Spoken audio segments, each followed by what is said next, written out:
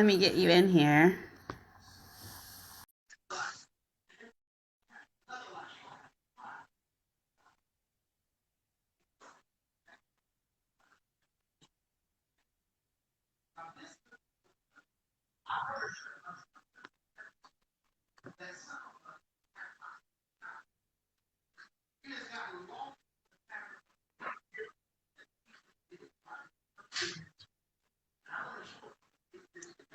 Just waiting.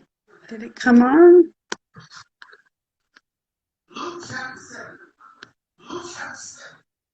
I'm accepting it.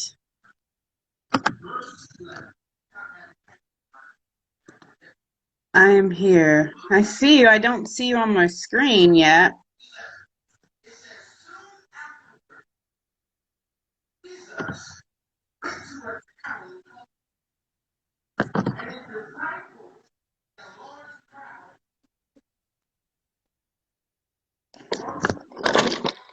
Okay. It gave me the boot for a minute. You feel? It was giving me trouble too. How are you? I'm always feeling good. I You can't look do too much complaining. handsome. Why, thank you, and you look gorgeous as usual. Yeah. Thank you. Thank you. I had a lot of people hitting me up about this one. Good, let's talk. Yeah, I was just on TikTok. That's why I'm like a minute behind. I was on TikTok live, so it's gonna be Oh, some you're people coming. fine. There's gonna be some people coming over. Yeah, they are. I see them hopping on already, guys. What's Hello. up? What's up? Meet you, everybody. I'm so glad you joined. Just to get everybody started, if you're just hopping in here now, our topic today is men's biggest turnoffs and how to acknowledge their emotional needs. I want to start off really quick explaining why I'm doing this, because I feel like there's a lot of people out there that are like, why am I single? Why am I here? Why am I this? And it's just like common denominator. If you are always in relationships, you are having a problem. And I want Stephen to answer it. I want him to answer it honestly. I want him to tell us the juice and stuff and how he feels and speak for other men also in this. And so I would like to announce my special guest. Will you tell everybody who you are and what you do? I am sexologist and pleasure coach Stephen Smith, and my job is to save love one orgasm at a time. That's what I specialize in. Nice. And just letting everybody know, Stephen just also wrote a book last year. And can you tell everybody about that, because I want everybody to grab the book? Room not 18. I keep one near me at all times. You understand me? But listen, I wrote a book last year. It changed my life in multiple ways, not just financially or grew my following, but it changed my life as in I finally got to announce to the world who I am. And I finally got to shed my shell of shyness of saying, okay, Steven is the dude who's super smart and had good grades and, he's a good dad, blah, blah, blah. But, it's like I got to express my sexual side that normally is suppressed fear of judgment. So I was like, you know what? I'm tired of being judged. I'm tired of hiding behind, you know what I'm saying, what people think of me and just be myself. And so I wrote a book about myself and put it out there. Your book is one of my favorite eroticas, like hands down. It literally, and I just have to tell the audience this, when I read it in one day. I think I read it like in a few hours. I was texting Steve and I was like, I can't go to bed. And I went to sleep and woke up.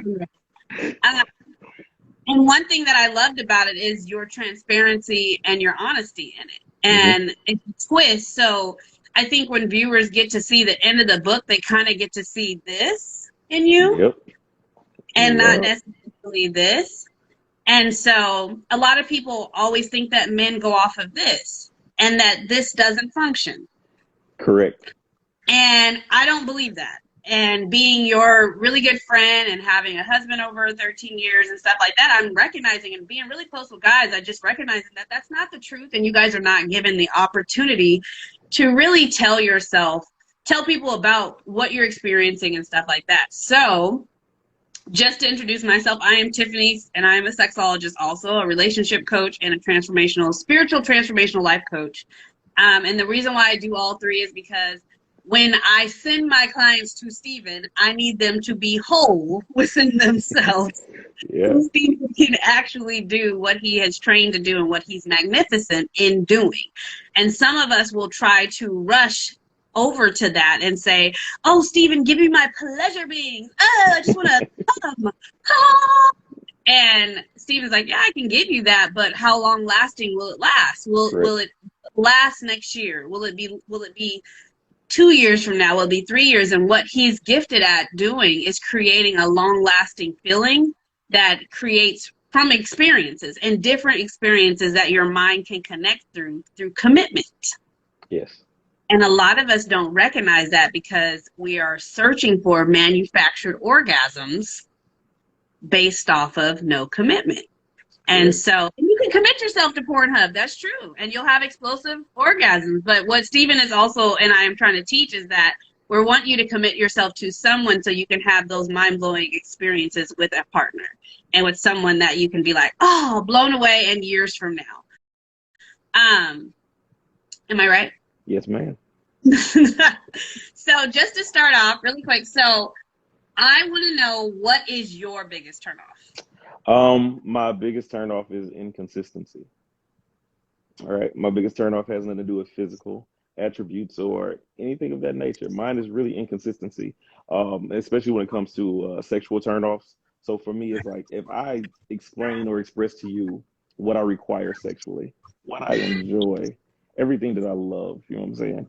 And you find every excuse to not do it, I'm turned off. I'm like, the meter's off, right? And so even if it's not just what I require, it can be what I desire to do to you. And I'm like, yo, I want to experience this, and I want to implement this new fantasy, or I want to try this. And she's like, bet, I'm down. And then every time I bring it out, it's like, oh, not today. It's like, no problem. So inconsistency for me. If you don't want to do it, cool. Just say you don't want to do it, so I don't ever ask you again. Because I'm not a person that asks too many times. I'm asking like twice, and I'm never asking that shit again. You know what I'm saying? But so for me, it's really inconsistency is a really huge turnoff. And when you say inconsistency, a lot of people think like, oh, well, do I have to have sex every day? Do I have to show up every day? Can you explain to women what that looks like? Because a lot of women think that all you guys want us for is a piece of ass, right? And they Hmm. think that the consistency stays in the form of, I have to have sex with this man every day for his mind to think that I'm being consistent. But I feel like it's different. I'm gonna let you answer it first. But what do you think about that? Inconsistency for me is all around the board. So if you tell me that you want to have a certain level of success, that has nothing to do with sex. And so as I sit back and I support you and I watch you and I say, okay, she wants this level of success. Let's see what she's going to do to obtain it. And then I watch you throughout your day and I'm like, you're not really going for what you said you was going for. You really don't desire what you say you desire. And so I'm gonna ask you again, like, what do you really want out of life? What you want, da da da da. And you tell me the same thing, then I'm gonna watch you again. And I'm gonna look at your inconsistencies, like you really don't desire that. So you don't love yourself enough to pursue your dream, which means you're not going to love me enough to pursue me in the way that I need to be pursued. And so it doesn't always have to be a sexual inconsistency. I'm looking at your character as a woman and how you Mm. treat yourself, how you love yourself, your inconsistencies with your children. And so it's like those inconsistencies that has nothing to do with sex. I like that. I like that a lot of women that you explain that, because a lot of us don't even understand that inconsistency comes in communication. Correct. Right? So you have women like, I just want you to be honest with me. I just want you to tell me the truth. Mm-mm. But then you close the gate on honesty because you'll say, who's the best that you had sex with? But it better not be Heather. Well, then you Correct. just told me I can't be honest. Yeah, honesty often comes with consequences. And so I've Yeah, learned that. And so if yeah. you don't create a safe space for me to be honest, it's very difficult to be honest. Because like this honesty can cause you to ghost me. This honesty can stop you from talking to me. This honesty can cause me to be single and lonely. This honesty can cause an argument.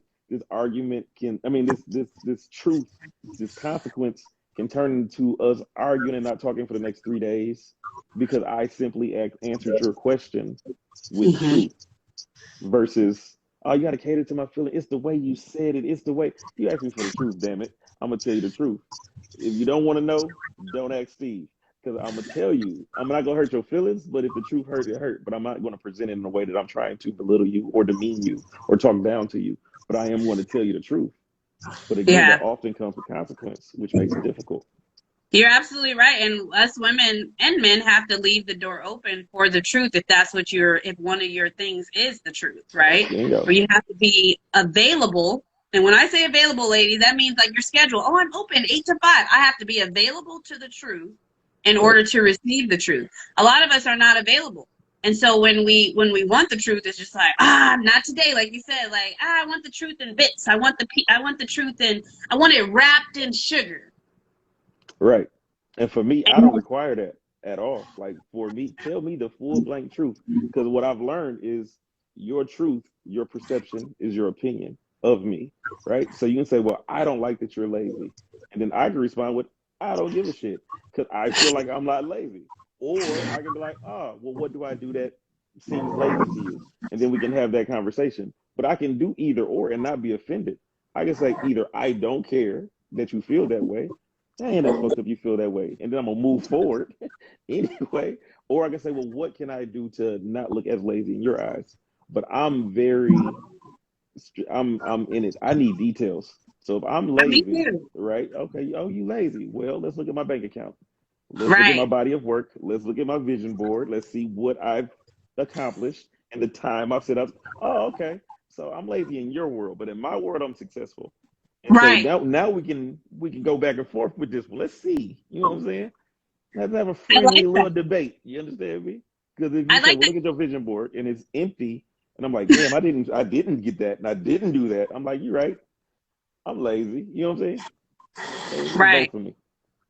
Absolutely. And I think that, like you said, it's in your world versus my world. Correct. Right. And so a lot of us don't recognize that when we come into you guys' world, we're just visiting. You're a visitor.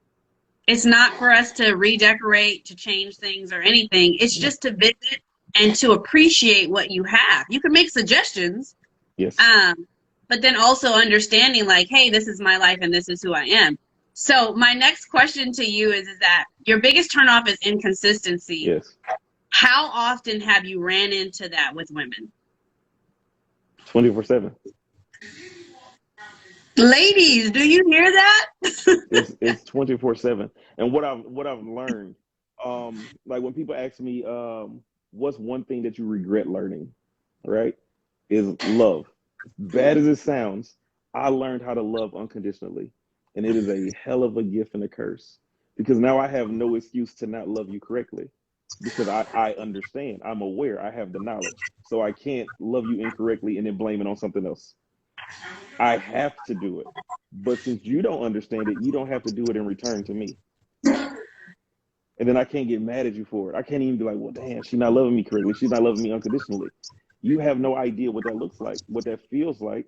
So how can you give it to me? I've took out the time to dedicate and commit myself to learning it. And it's like, damn, I have to give it to her no matter what. And so, and then I have to give it to myself no matter what. And so I have to hold myself to a certain standard and a level of accountability. When it's someone else, they're like, well, I don't feel like doing this today. I don't feel like exercising, or what I just use myself as an example for everything.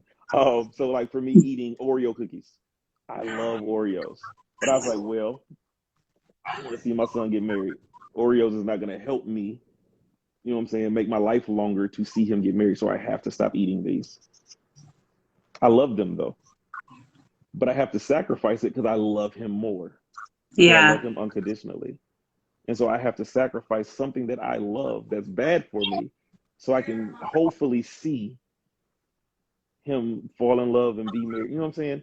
And so a lot Right. of people don't do that for themselves. So I'm looking at all these women be inconsistent with loving themselves, living paycheck to paycheck when you don't have to, using excuses to not follow your dreams when you don't have to, not getting a promotion at your job when you don't have to, your house being dirty when it don't have to. You always have to lose 30 pounds every year when you don't have to. Like, so it's like you don't love yourself unconditionally. That means you can't love me. And that's not a flaw in you. It's something we can work together to grow and develop. But I'm always the short end of the straw, no matter what, when it comes to that. It's funny that you said that because you got to watch my workshop that I did on breaking Yes. generational curses. And one of the things I talk about before you can love yourself, you have to know how to care for yourself. And if Period. you don't know how to care for yourself, it's hard to love something that you don't care for. and hey, and so there's a lot of people that will dive into relationships, right, and have no idea about themselves, and then want to love someone else, right, and then not even recognize that they don't even know that person. So they spend majority of the time playing get to know each other, but I'm uncomfortable. Correct. And so as they're doing that, it's like you forget how to care for yourself, because then you start putting more care into the other person. But then that gets on our next topic, is emotional needs that you guys don't really talk about. And I don't know if it's because the space is not open or the space has been closed off.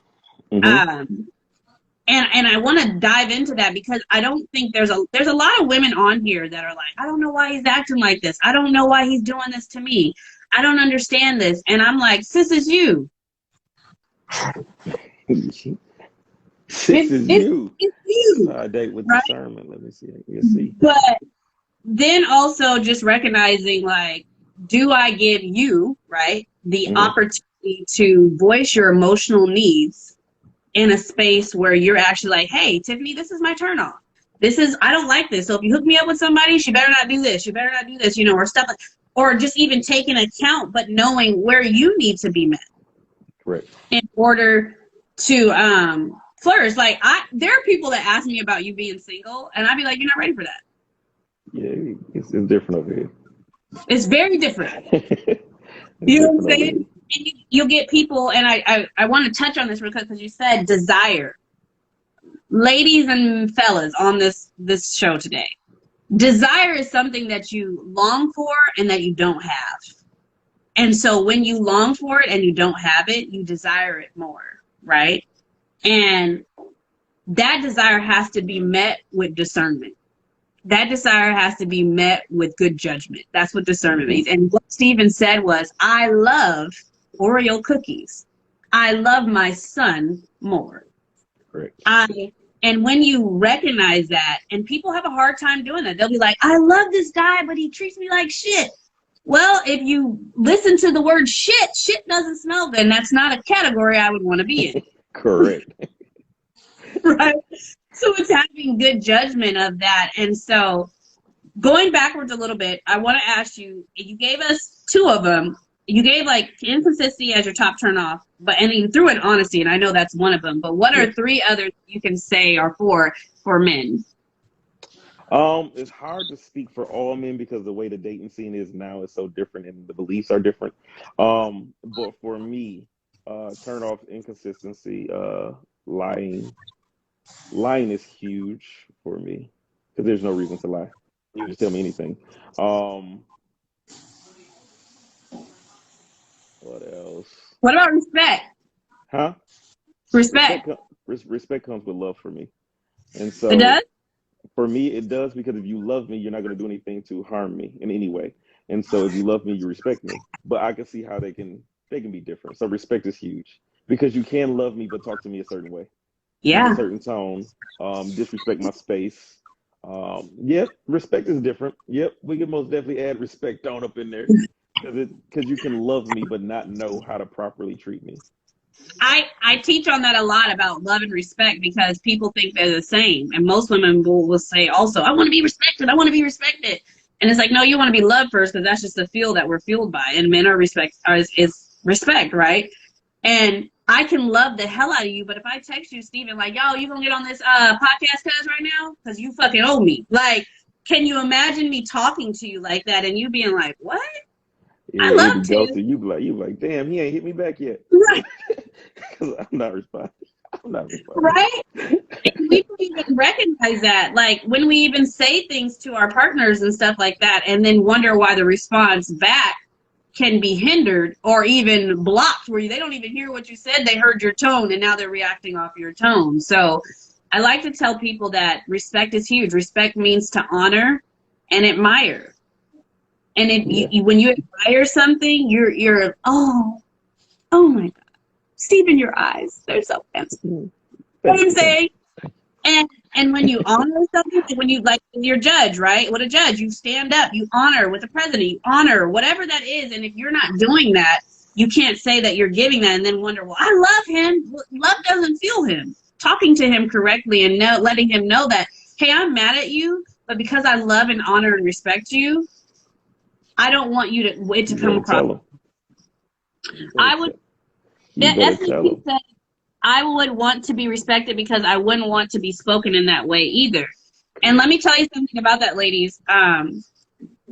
When you take away respect from men, it does not encourage love. And when you take love away from women, men, it does not encourage respect. If you talk to a man crazy, he's not going to be like, let me get her some flowers. Nope. If you talk to a woman, if you don't show her love, she's not going to be like, let me talk to this man with all respect and suck his dick tonight. Nope. It's not happening. And so I want to give the argument of that. Yes, we all love to be respected, but love and respect are main ingredients or different for man and woman. And if you know the difference and you understand the difference, you definitely will go into it better because you'll be like, you know what? Even though I don't agree with what you're saying, I respect you. I respect you to a point where I just like, hey, let's talk. Let's talk about this. Let's talk this out. And then he can say, I love you, so I want to hear what you have to say. I rock with that. And so just letting people know, like, ladies, don't get so caught up in, I want him to respect me. I want him to respect me. No, you need to define what Stephen said, what love looks like to you. Correct. How can somebody feed you love and you actually eat it and not regurgitate and throw it up? Because a lot of us are throwing up the love that's given to us because we don't know what we like to eat. They don't recognize it. They never had it before.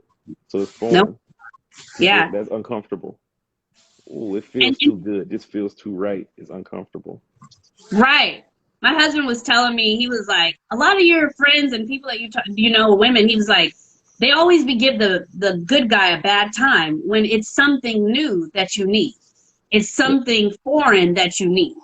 It's not the old thing that you're used to getting where it gives back the same stuff. It's something new. So recognizing, guys. Okay, so Steven, next question is this new info or is this hidden info? Is this something that women should know? Or is it something like, you know what? I wouldn't expect them to know this is new. It's not new. All of this info is not new at all. This is old information. I tell people about my coaching style, about my theories. I'm not teaching you something brand new. I'm teaching you something that you already knew, but you failed to implement into your life anymore. You failed to pursue it. And so I didn't create this magical sex world that works. Everything was there before I got there. I was just like, if I put this with this and that with that, this is going to create this circle I just created. And they're like, hell yeah, this works. I'm like, fired. And I'm going to go put together other stuff that already exists. You know what I'm saying? It's things that been here before my daddy was born, before my granddaddy was born. These things were already on the earth. We just failed to utilize them. And we failed to utilize them in a way that affects us personally. We try things that are the foundation for everyone. This works because she's a woman. This works because he's a man. It's like, no. What works for Tiffynee? Yep. What works for Ashley? What works for Steven? What works for Mandy? You know what I'm saying? Because we're different humans. And we need to figure out which and how these sexual and love things work for our life. How do we receive it? And so utilizing a blindfold, right? Certain people be like, well, I don't like to be blindfolded, blah, blah, blah, blah, blah. That's the way they utilize it. I say, well, when we use this blindfold, what I want you to do is put on the blindfold and I want you to stand over here. I want you to follow my voice and I'm going to lead you through this living room. If you touch something, I've failed you and we start over or you get whatever reward. But if I get you through here, I get a reward. All you're doing is following my voice. We're building intimacy. We're building communication because I have to lead you through here without touching you. Then the next step is I'm going to lead you without my voice and only with my hands. You're still blindfolded, but I'm going to guide you with my steps around this same living room. And you're not going to touch anything. You're not going to fall. You're not going to be nervous because I got you. Now you trust me. Now I can take this blindfold into the bedroom and then I can do something new to you in there. So now, since I know you love head, I'm going to lick everything exactly how you like it with this blindfold on. So now that you're still blindfolded, you're like, holy shit, this felt amazing. Now I can implement something new. Maybe your the favorite position. Then you trust the blindfold. You trust me when you can't see. because I utilize the blindfold so differently than anyone else who just pulled one out their bag. Hey, let's blindfold you tonight. Let me tie you up. It's like, no, I'm okay. Versus me and you've done 4 or 5 activities to where you've been rewarded each time that you've been blindfolded, and you enjoyed it each time before we even had sex. Is the difference between how you view the blindfold with me and how you view the blindfold with dudes that, hey, let's try this tonight. Is a difference. You know what I love about that? And it's funny that you probably don't even know that you just did this. So, you know, there's 3 parts of me: spiritual life transformational Mm-hmm. coach, relationship coach, and the Mm-hmm. sexologist. You said 3 times I blindfold you. Mm-hmm. And 3 times, the first time is I have to connect with you spiritually. Yep. I Big have to voice. get you to trust me. This is God, right? This is God created sex, guys. Just letting you know. It's just supposed to be tamed in a way where you don't get addicted to it and throw your life away, right? But you said I got to connect with you spiritually. I have to Mm-hmm. get you used to my voice. Correct. I have to get you used to trusting me and saying, don't step over there. I got you, I right? got you. Before I can even lead you to the bedroom, because what happens in the bedroom is most people are most dishonest in the bedroom. Correct. And before I get you in there, I have to have you trust me where you can say, am I going to hit something? Are you going to? And then it gets to a point where you don't even say anything. You say, I trust you. Period. And if you are broken inside, guys, and if you don't have wholeness inside of yourself, you'll be like, you don't got me. The whole time you'll be throwing out stuff to Steven and saying how you can't trust him, how you don't let me bump into anything, you better not let me fall, you da da da da Mm-hmm. da da da da, and then you get in the bedroom by the 3rd time, and the first thing you're saying is, I hope he can find this, I hope he can do it better than this, I hope da da da da, and you are using all based off of preference that you previously had and not something new that you're getting ready to experience. And I want people to understand that orgasming is an experience. It's a new experience. Correct. And sometimes when you're doing it the same over and over again, the experience is just like how our body prevents us to becoming addicted to things. It has neurons and stuff to say, we've done this before. Don't get excited about that. Yep. The dopamine and the club promoters are like, tip's coming, but we had her last week. We had it Right? before. You know what I'm saying? Right? And so just recognizing, like, guys, it takes steps, and you have to understand that, like he said, this isn't anything new. Mm-mm. This is something. And so now I love the way I piece this in here. You can no longer be ignorant about how a man feels when you have the opportunity to ask him. Period.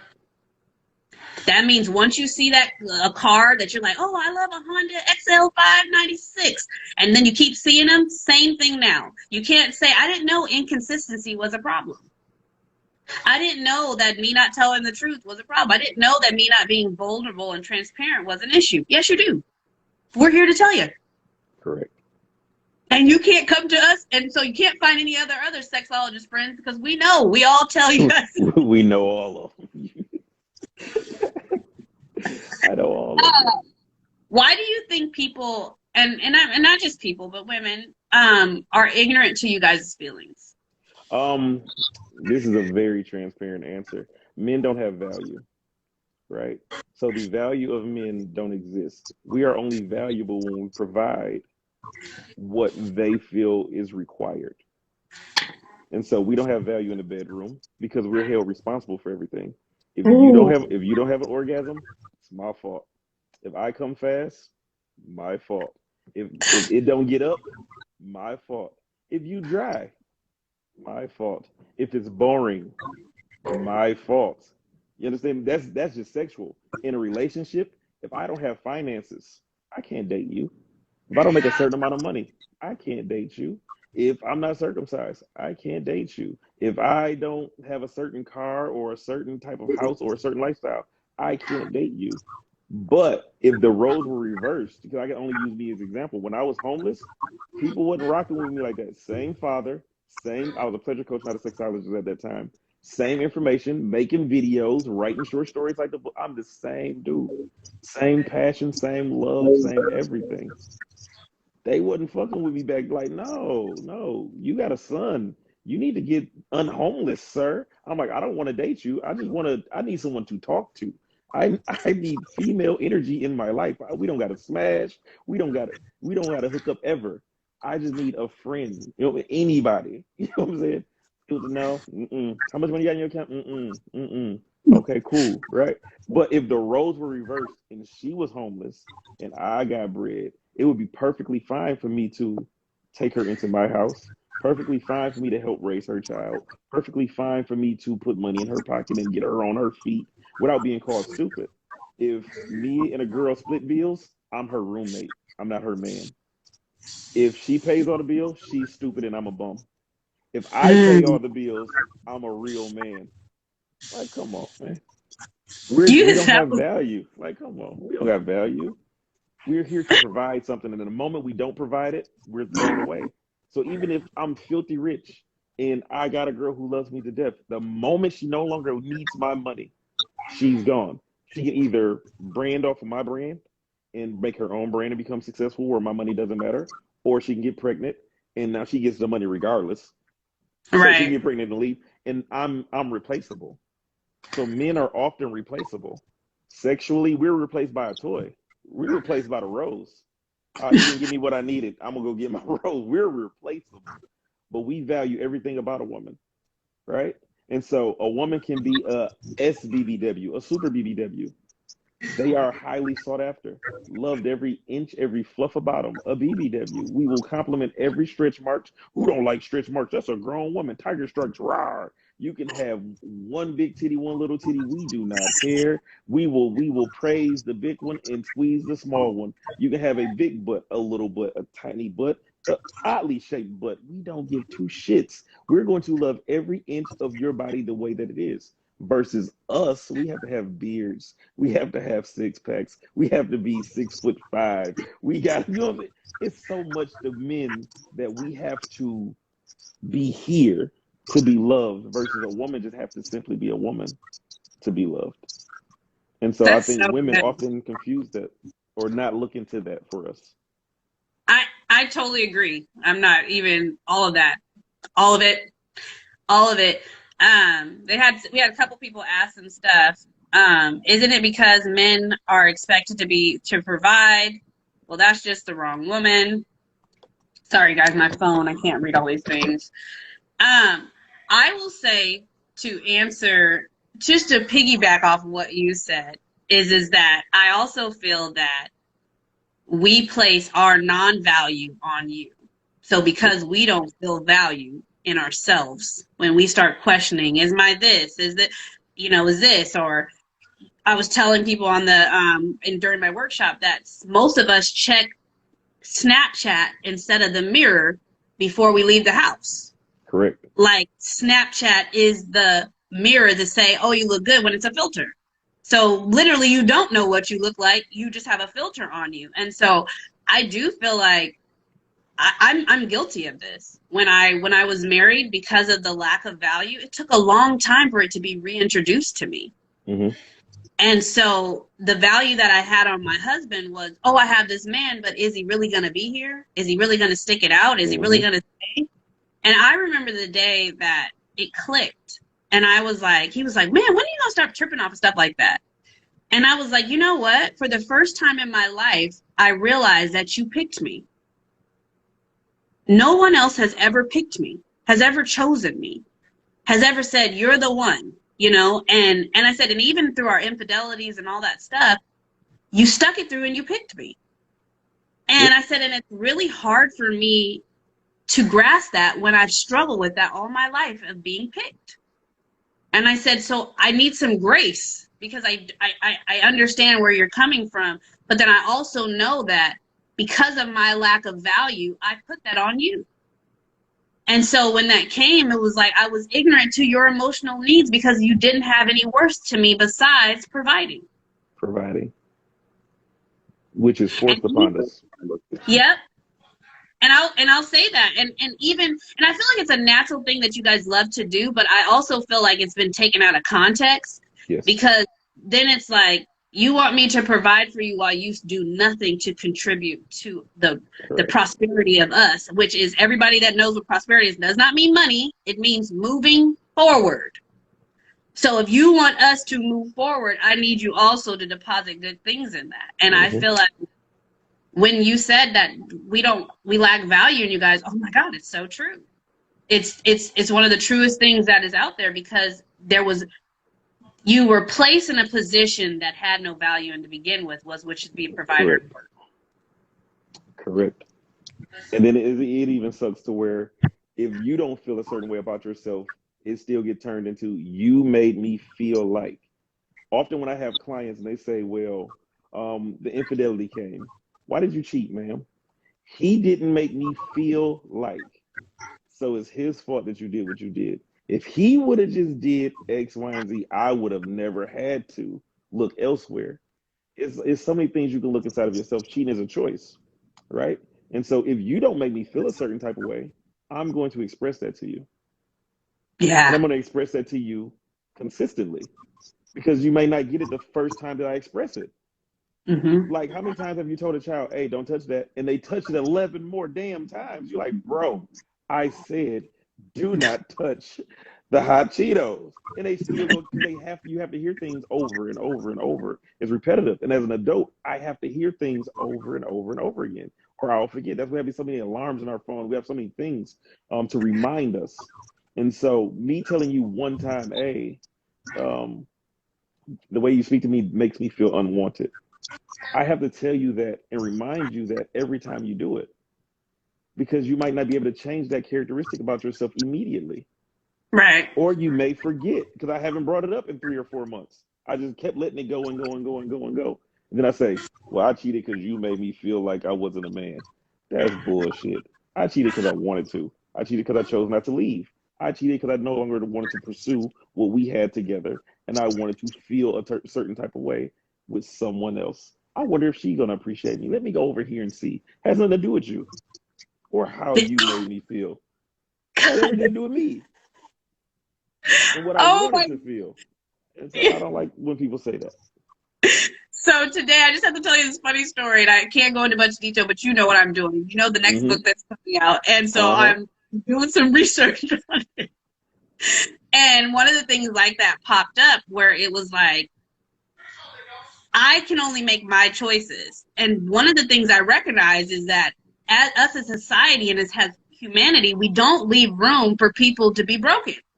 We don't leave room for people to, like, as soon as somebody cheats, you're like, I'm getting a divorce. We're done. We're over. But you don't even look at, you immediately become the victim, and you don't even realize what took it there for the person to even feel that way, for the person to Mm-hmm. even commit that act, right? You can Yes. only feel victimized in the situation of how it got brought up or how you were told, and then you're connected to the betrayal and all the things and stuff Yep. like that. And I'm recognizing, like, where did it start? And it probably started with the Dating. lack of communication that you and I did not have, Mm-hmm. because that was a choice. That was a choice to tell you, like, hey, this is how I'm feeling. This is what this looks like. And we don't necessarily do that. We tell a person, what, you heard me. Like, my husband hates repeating himself to me, but I'm like, if I heard you Mm-hmm. clearly, I wouldn't ask again. And you have to trust me in that. You have to trust me in, huh? What did you say? No, run that one more time. What did you say? And then ask in person, what did you hear me say? And a lot of us are not even willing to do the work for that because we're lazy. Correct. And dating conditions you for divorce. This is my theory. Dating I believe it. conditions you for divorce. The moments you're dating someone and they do something that reminds you of the past, or they do something that you don't enjoy, you replace them. I'm done. So you've trained yourself to replace people rather than to build, rebuild, converse, implement, sacrifice. We don't even do that in the dating phase. We will ghost you before we had you did what? She said what? You just don't respond. The only thing that saves marriage is the title marriage and the respect for marriage. Well, I can't just leave because I'm married. That's it. That's it. Ugh, I would ghost her, but we're married. Damn. That's it that saves it, because you're conditioned to replace them. And so what a lot of people do is they stay married, but they be disconnected. I'm married but disconnected. That should be a shirt. I'm married but I'm disconnected. I can't leave you because leaving you is going to cost me money. I can't leave you because we don't have two separate living arrangements to where we'll both be okay to separate. I can't leave you because we have kids. But I can be disconnected. I cannot love you. I cannot pursue you. I cannot have sex with you. I cannot cook for you. I cannot plan date nights. I cannot have movie night. I cannot rub your back. I cannot give you massages. I cannot celebrate holidays. But I can be legally married to your ass though and be here. I can't be in public with a ring on like, hey, this babe, we here, and be disconnected. Right. Because we're so used to dating, I can just replace you. But since we're married, it's too much to lose at the moment. That's why people who are in position divorce so easily. Well, I don't need to save up money. I can just go get an apartment. I can move out today. I don't need to worry about if you take half because half is more than enough for me to survive on. Bye. Like you said, I can afford to lose you. And when people put that type of value, when they put a price tag on your heart, it's easy for people to separate from you. And that's why I dislike people who have tons of money that don't know how to love because they often replace people. You're so right, and they teach society also that you can play with love like that, and you can dance in and out of it. And like I tell my clients, once you're in love, you cannot be in love with the person, but you still love that person. And Correct. it's not it's not easy to fall out of love. That's the hardest thing to do when you love somebody. You can hate somebody and still have love for them because when they die, you're like, oh man. So I think people play with the word love. Correct. And they dance on it and stuff like that. Yes, you can fall in love easily. I can meet you and we can have a great conversation and I'd be like, I love you as a person. Oh my God. And I'm saying I love you. You know what I'm saying? And then you can do something mean to me that doesn't make me not love you. That Correct. makes me not like you. Correct. That's and I think the part that people don't understand. You get it. I will never not love someone that I said I love you to. Right. I can love you from a distance and I cannot like you. But I will never not love you. Ever. There's nothing you can do to make me not love you. And right. Like people say, well, you can't fall in love immediately. The fuck I can't. Yes, you can. I can't. If I can fall in anger immediately, fall in sadness immediately, I can fall in pain. I can have all these other emotions. But God forbid love comes too quick. No, it's just as powerful or more powerful than all of my other emotions. You right. fell in love with a child that you've never seen before just because it was in your stomach. Right. Never saw it, but I love it. I love it. Singing to it and shit. Like you love it's yours. So you love it. You feel like it's safe to love. People fear loving someone that's not going to love them back. You're right. And I want to say this because I know me and you talk about this a lot. There's a difference between love, lust, and like. Yes. And lusting is a desire. Lusting is like, ooh, I gotta have that. Let me just get some of that. I want to, because you've never had it before, or you want it again, or you're longing after it and stuff like that. And so you have to be careful when you confuse lust and love, because some of us think that we immediately love a person. Y'all need to save this live. When you immediately love this person and you don't, you're lusting after them because you're desiring something you don't have. You're desiring something you're missing. So you're like, oh my God, that dick is so big. Whoo, and it just ruined my world. You're missing that. You're missing abandonment.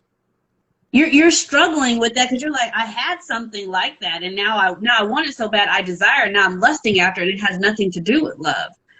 And I think that gets people in really bad situations, especially us women, when we're having sex, when we're having recreational sex. Yep. And I'm not saying women, men too, but having recreational sex can lead you to misappropriating where lust is and where love is. Yep. But when we're together, I need you to do both.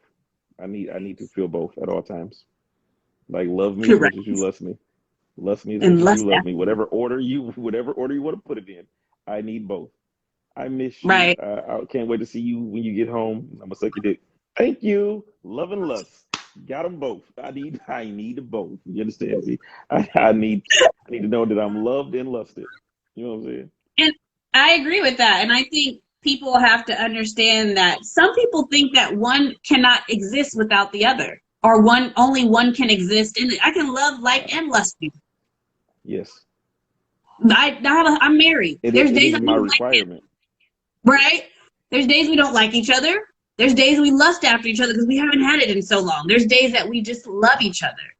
And so I think people have to recognize, like, it's okay, but stop thinking that one can't survive without the other. And a lot of people don't even think, they're like, I'm not lusting after nobody. I'm too grown to be doing that. Are you?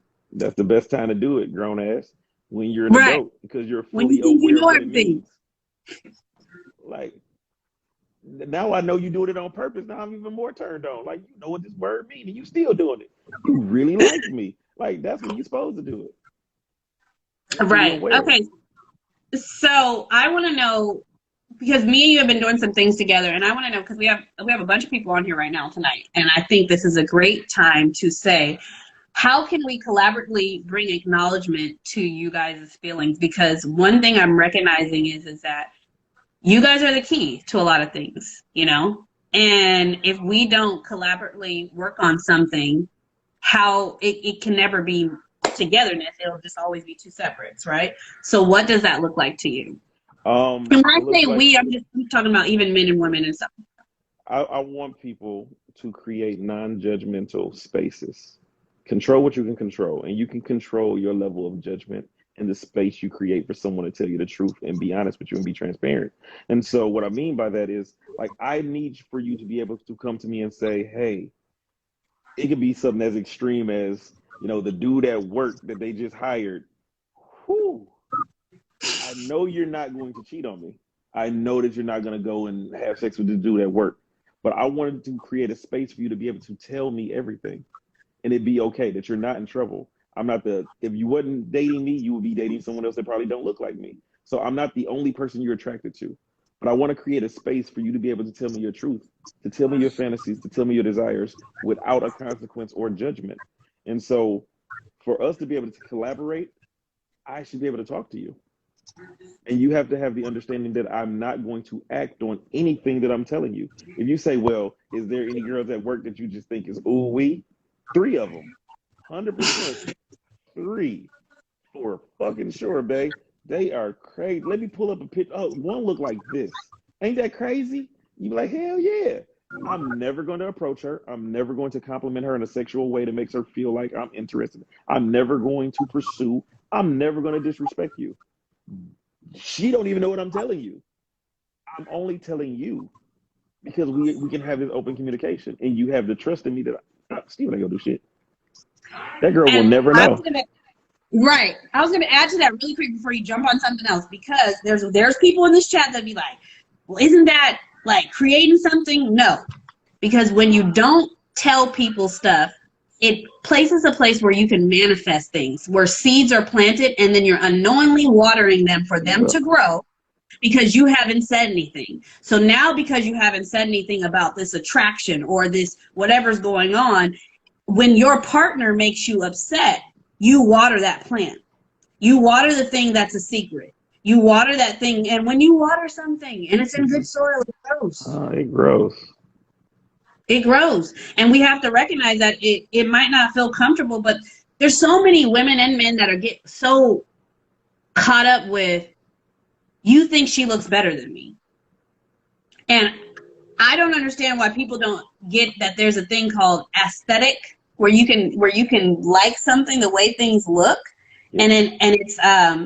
and you can actually enjoy it. Where you can be like, oh my God, that's so amazing. You know what I'm Mm-hmm. saying? Where men that go to maybe strip clubs, right? They're not always going. There's some women that think that's cheating. It's also art. I agree. And if you go, and when it leads into a notion of cheating, it's an addiction. When it becomes an addiction, where the desire is now, I don't get this at home. But if he's going through to the strip club and said, why can't you create that at the house? That was my next thing. I'm very competitive and I'm very strategic. Like, I'm with the shits. If you say, well, I really like Chris Brown, bet it up. Guess who's pop locking tonight? Yep, I'm in there. I'm taking down. I'm putting a full fledged fucking concert. I'm doing at least 7 songs. I'm in. I know the whole routine. Like, did you pull a chair? I did. Is the lights blue? It is. Microphone spins. I'm doing it all. You understand me? Because if I don't understand what you require, what you desire, your fantasies, you have nothing to even laugh at. You know what I'm saying? Even though I'm not Chris Brown, I'm not, you know what I'm saying, 6'3", you know what I'm saying? but I just made you smile.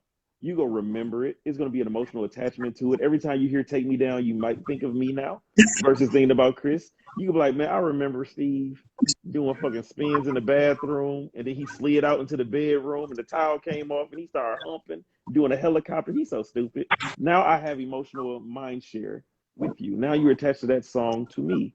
You know what I'm saying? Now when you think Yeah. about Chris Brown, you're like, hey, Bay was funny as fuck. Like he really did a whole concert. So that's another reason why I want you to talk to me. Like, tell me your fantasies. Just because you can't go do it with Chris Brown, you can do it with fucking Chris Red. I'm here. I'm here for the shits. I'm here for it. You feel me? I'm here, shoulder shake, stringy and all. You know what I'm saying? Oh, that's so funny because I am so that like just I just be doing all kinds of crazy stuff, but it's Yeah. because what we don't recognize is that, for example, us as sexologists, where are those men? They're out there. You just looking for the same men, and they look foreign. It's something that you've never experienced before, so that's what Correct. you're gonna get out of them. Uh, but one thing I recognize is that when I'm open like that, and when I'm just like free, and I even allow my partners to be free, it creates new experiences. Correct. And with those new experiences, I have the availability to attach other great things to that, like emotions and long lasting stuff. So then when I get into the moment where I want to have an explosive orgasm, I can think about those moments.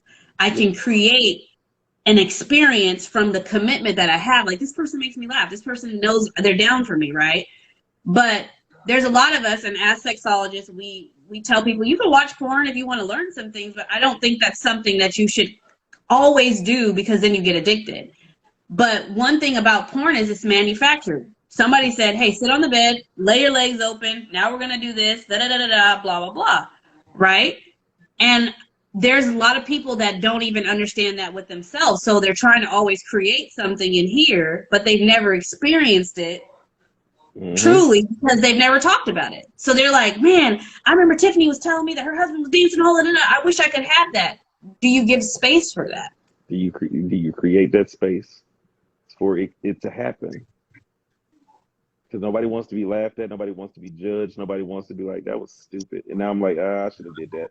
Bad Right. idea. Like certain women who put on lingerie and then the man don't appreciate it. And they like, damn, I really got dialed up and I thought he was really gonna enjoy this. And he said later on, or he kept playing on his computer, or he was like, I'm about to go out real quick. Just ignore the fact that you put in all this time, energy, and effort um, to do it for that person, for him, and he ignored it. That makes you be like, I ain't wearing this shit no more.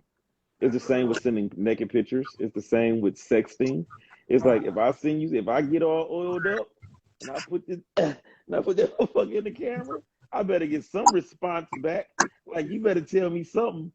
I'm not sending another one. I'm like, if it's like, okay, okay, bet, okay, it is. All right, you'll never see another oiled up none of this, none of this. You ain't seeing none of that no more.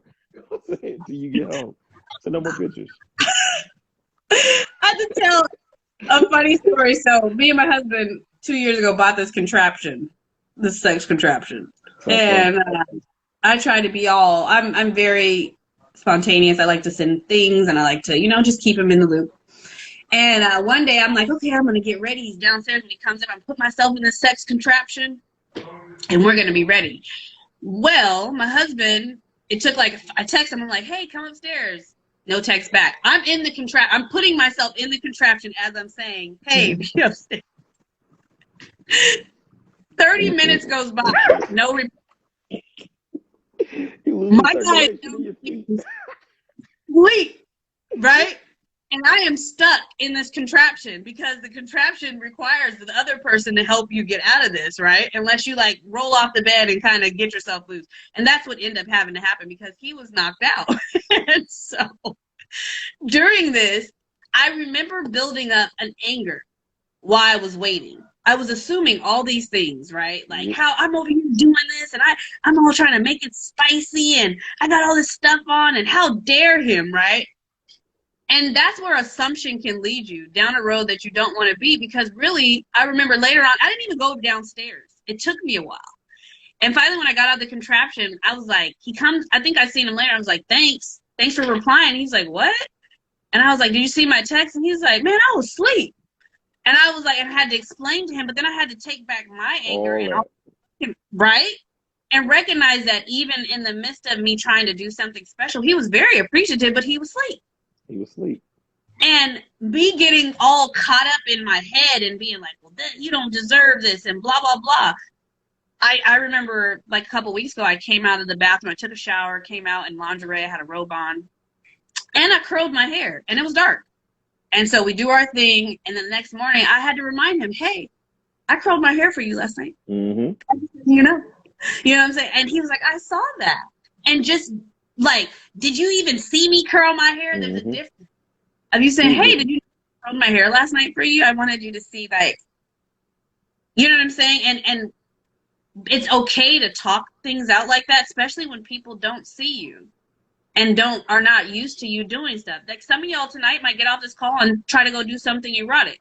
But if you've been mean to this fool for the whole week, he might not receive it in a way that you want to. So opening it up and not allowing offense to be attached on what we're teaching. Correct. You have to allow offense to be off of everything that you do so you can actually see what's going on before even tackling, is it a problem or not? You still there? I'm here.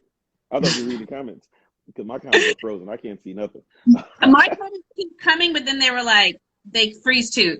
Yes, but you don't want to have to do that all the time. You know what's so funny about time? All you guys worry about, I don't have time to do this, I don't have time to do this. But if you think about the last time that you were pressed for time and you got something done in that time, it's because someone created more time for you. Correct. Sometimes it's you worrying about the small things. If you do have to do it 7 times or 17 times before he starts something, it's okay. It's perfectly fine. It's perfectly fine. Stop getting caught up in, I shouldn't have to do this. This is not for me. I didn't know I signed up for this. Everything's going to be different in this relationship, and everything's going to take work. This is not my first time live with Steven, right? But it's been a year since we've been on, but we've been doing things. That doesn't mean that we just, he forgot about me or I forgot about him. It took time. Time matched back up into a space where we're like, hey, we're back to doing stuff and whatever. So stop trying to put your guard and your power on time. And for me, I eliminate time. 1, I don't even feel like time exists for me. And then 2, I do things without expectation. And so it's like, I don't count how many times I do something versus how many times you do not do it. I'm doing this because either I want to do it or you require it. It's like, oh, she would love this. I'm going to do it. I'm going to keep doing it. And I'm going to do it again. And then I don't say, well, she ain't getting back. That's not my concern. That has nothing to do with me. What you do back has nothing to do with me. Right. I'm in control of me. So I'm going to keep loving you every day. And I'm going to keep being the example for love. Right. Every day. And I'm going to keep having a conversation and reminding you of what I like. I totally agree. Guys, we're coming up on an hour, and I only booked Steven for an hour. I know he doesn't care. But I want to ask him one last question. So how beneficial do you think this is to focus on in your relationships moving forward? And just if people are hopping on, men's biggest turnoffs and how to acknowledge their emotional needs. How important is this? I think it would change the dynamic of relationships. I think it would change situationships into relationships, because a lot of people are in situationships because they came together based off of a situation, and then time has lapsed, and so now they stuck in it because of time. Well, I've been here for 8 years, so I'm gonna just stick it on out, or I can't leave because of fear of starting over. And so I think having this live in your life is going to impact everyone's life in a relationship wise, because now you have a true understanding of what love is, what consistency means, about trust, having a non-judgmental space to where you can have the conversation. Now you truly understand what conversing is with your partner. It's not hiding something from them. It's not withholding your fantasies. It's not, oh, I do think that person's body looks nice, but I'm never going to tell him, because now you understand that these are safe, normal conversations. Yeah. You want somebody to honestly be your best friend, treat them like your best friend. My homeboy can tell me anything. And so if I say, I want to marry my best friend, she have to be able to tell me anything. So the same space I created for him She'd be like, hey, bro, hey. She has the same space as, hey, bro, hey. But we all understand it's a respect thing. So she's not going to say it in a way that I feel disrespected, unwanted, belittled, etc.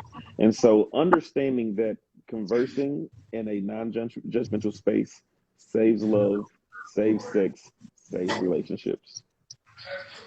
I love that. And I just wanted to tell somebody, I love everything you said. I'm actually not going to piggyback off of what you said because I think that was great. Somebody did just say the rejection is real. I want to just tell you this. Sometimes the way you view rejection is not rejection. So look up what rejection means and describe that to your partner and what that looks like. Because sometimes we think rejection is just like, girl, get out of here with all that. Right? When really it's, are you playing? Are they trying to confirm that you're serious about what you're saying you're about to give up? Because there's a lot of us, and trust me, I've done it, where I'll be like, ooh, tonight when we get home, I'm going to suck that dick, boy. And then get home and I'll be like, oh, I'm tired. Yeah. Knowing like, and my husband knowing that that's not necessarily rejection. Like Tiff's been doing stuff all day. She's tired, but then also understanding that. So I think, guys, one of our main points is understanding words. Yep. Understanding what they mean and what they mean to you and what do they look like to you so you can explain that to others. So then there's no confusion. All me and Steven are doing is letting you guys know what things truly mean outside of your own stiffened opinion. That's it. That's it.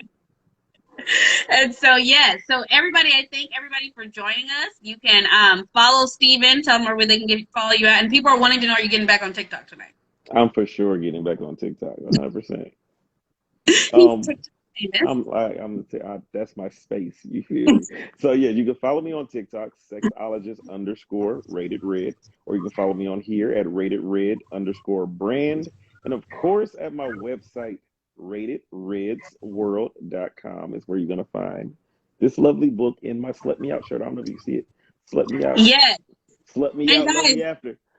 Can you guys please go get his book if you don't have it? Because I'm telling you, when I say it sparks the bedroom, like the first couple pages, I was like, Lord have mercy. My gosh.